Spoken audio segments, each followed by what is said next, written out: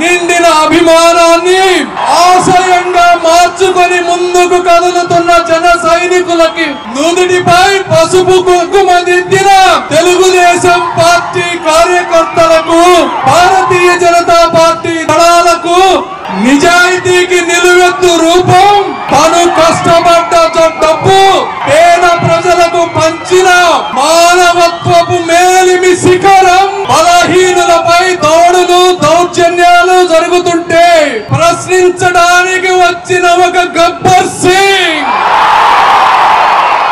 నేను అభిమానించే శ్రీ పవన్ కళ్యాణ్ గారికి నా హృదయపూర్వక కృతజ్ఞతలు.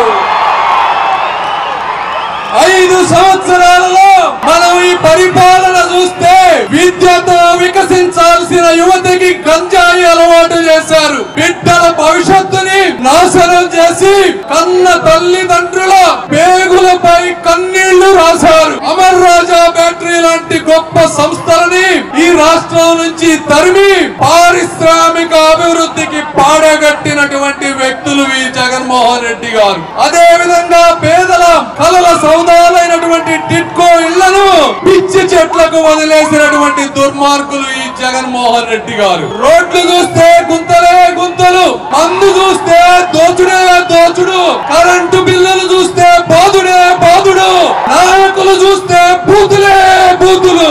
ఈ విధంగా 5 సంవత్సరాలలో ప్రకృతిలో ఉన్న అన్ని వనరులని ల్యాండ్, శాండ్, వైన్, మైన్ రూపంలో దోచుకుని ఆ అవినీతి సొమ్ముతో మీడియాని, సోషల్ మీడియాని, అధికారులని మేనేజ్ చేస్తూ నిజాయితీ పరులైన పవన్ కళ్యాణ్ లాంటి వారిని తిట్టిస్తూ ఒక దుర్మార్గపు రాజకీయానికి తెరదీశారు. ఇలాంటి పరిస్థితుల్లో ఈ మహోన్నతమైనటువంటి వ్యక్తి తను తగ్గి ఎన్డీఏని స్థాపించారు.